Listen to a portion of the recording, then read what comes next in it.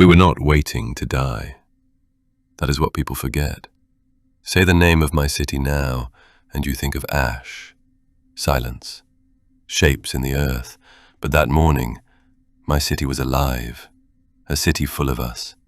Bakers, weavers, children, dogs in the street, men arguing near the walls, women calling from doorways.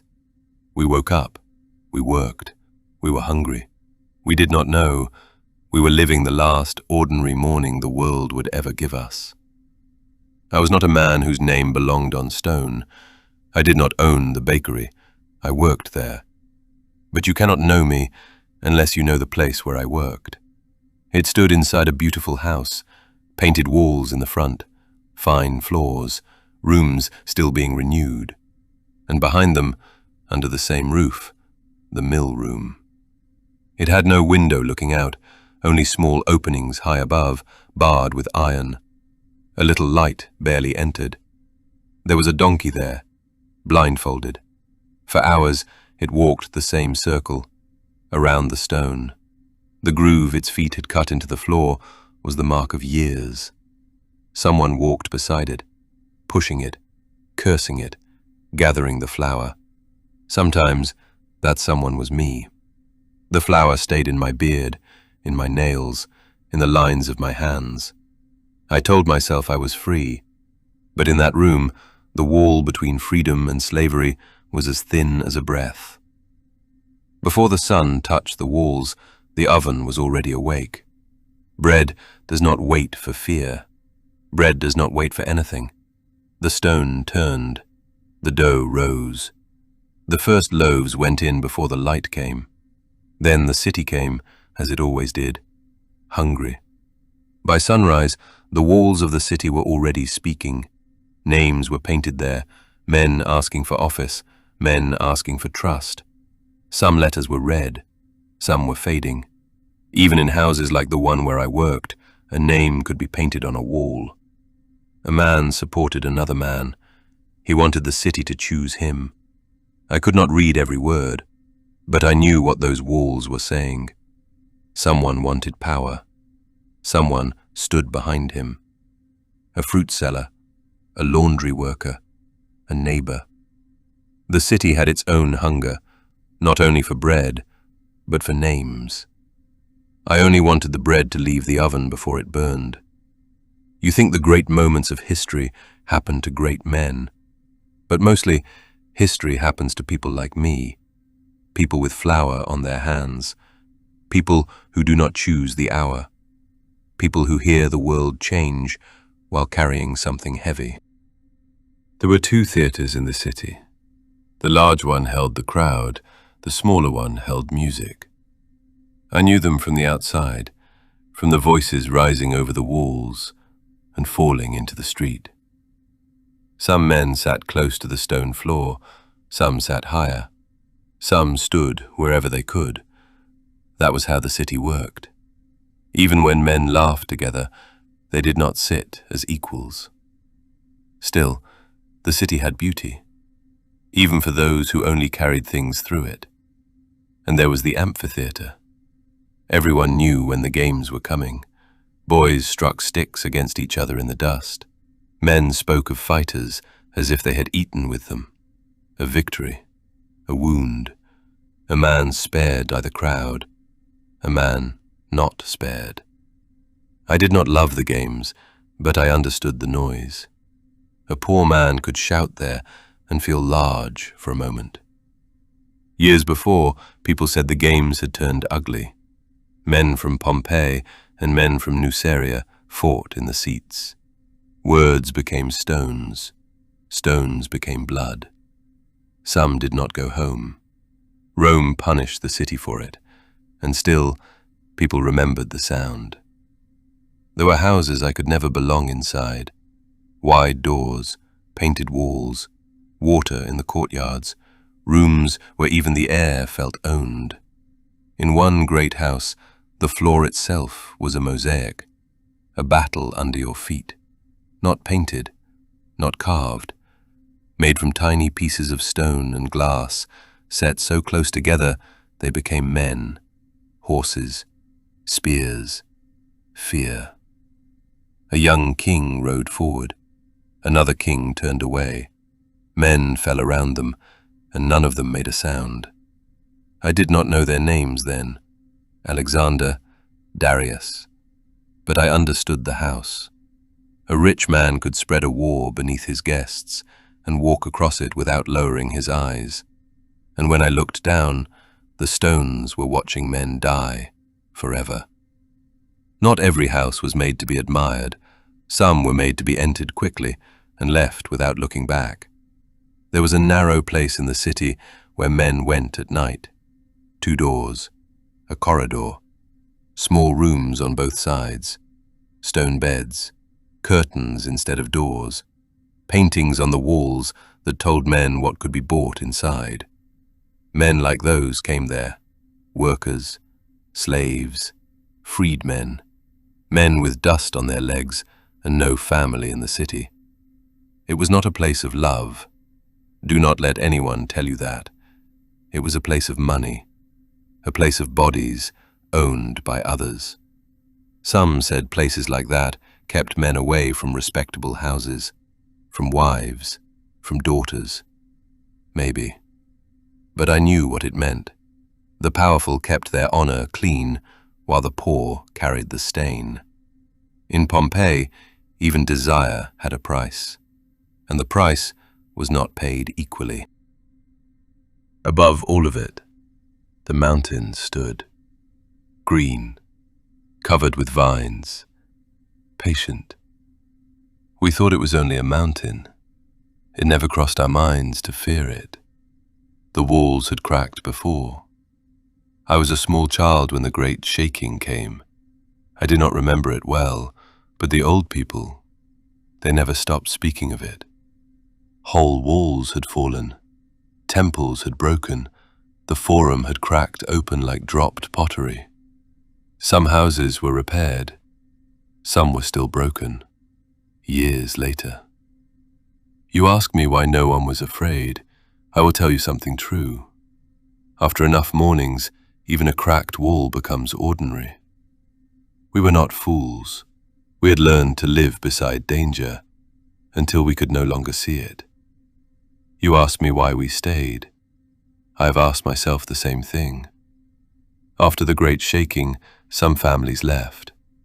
I remember the quiet houses, no smoke from the roof, no voice behind the door. People said they had gone to relatives, to safer towns, farther from the mountain. Maybe they were wise. Maybe they were only afraid. But people like us, we stayed. Not because we were brave. The bakery where I worked was here. Our gods were here. Our dead were here. Where does a man with flour on his hands go when the whole of his small life is 1 street wide? We stayed, as people always have.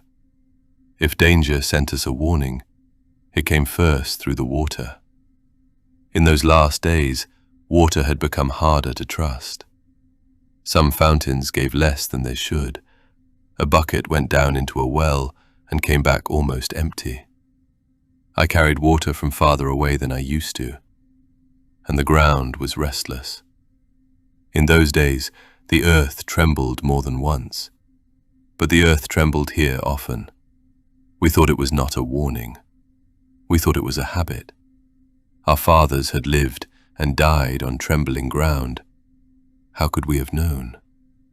Maybe the mountain was already taking something from us. Maybe everything had begun below, long before it opened the sky. We could not read the signs. They were written in a language no one had taught us. It was past the middle of the day. The morning bread was long gone. The oven had been banked low. I was resting, not sleeping. Outside, the street had slowed. That hour always made the city quieter. Men sat in the shade as if they had nowhere to be, and then people began to step into the street. One first, then another. A woman with flour on her arm, a boy holding half a loaf. Because when the world changes, this is what we do. We look. Above the mountain, the sky had opened. Not a cloud, not the smoke of a fire, something taller than anything I had ever seen. A great, dark trunk rising, spreading at the top like the branches of a pine.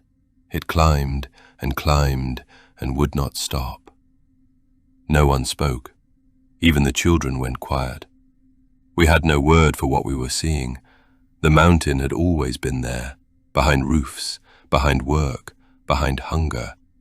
But now, it was no longer background. It had entered the day, and still, we believed it was over there, happening to the mountain, not to us. Then the stones began, a few at first, a sound on the roof, tap. Then another. I held one in my hand, light, grey, full of holes and warm, floating stone, stone that should not fall from the sky. Then came more, then more than I could count. The whole city became a drum. First the roofs spoke, then the streets, then the doors. People covered their heads with cushions, with boards, with whatever their hands found. Some ran, some went inside. Some believed stone walls would save them from stone falling out of the heavens. The stone did not stop. It fell for hours. It gathered in the streets. It gathered before the thresholds. It gathered on the roofs, and the roofs could not carry it. First, a groan, then a crack. The first to die were not under the mountain, but under their own roofs. You could hear the weight above us. The roof above us held heat. The air had grown heavy. My mother called my name once, then again. The second time, I heard the fear inside it. Then the light went away. In the middle of the day, a night came darker than any night I had ever known. I could not see the wall until my hand touched it. I could not know whether the person beside me was my neighbor or a stranger. The city had become sound, falling stone, dragging feet, names being called. We were listening for a name, a mother, a brother, a child, a voice that would tell us where to run. And the night did not end. The stones kept falling, the darkness stayed. Then the ground turned, not like before, not like the small shaking we had learned to know. It felt as if the world was being turned upside down. Walls moved, oil lamps swung, clay vessels fell from shelves and broke in the dark. Some went outside, under the falling stone. Some stayed inside, under the failing roofs. Which was right? No one knew. That night, every door was a promise. Every door was a trap. And we waited. We waited for morning. We thought morning would save us. Morning came, but it did not bring light. The mountain was no longer above us. It had come down. And then came the breath. Not wind. Wind moves around you. This moved through you, hot, heavy, faster than running. It was in the streets, in the mouth, in the eyes, in the space where a man tried to take one more breath. It was the last thing, and it was very quick. Our last morning was nothing like the first. People remember my city for how it died. I want you to remember it for how it lived. Warm bread before sunrise, flour on my hands, the millstone turning in the dark, the patient steps of a blindfolded donkey, names painted on walls, songs rising from the theatre, a mosaic floor where kings fought forever, a weak fountain, an almost empty well, my mother's voice calling me to eat, the sound of sandals on stone before the rest of the world was awake. That was my city, not the ash, not the silence, the morning.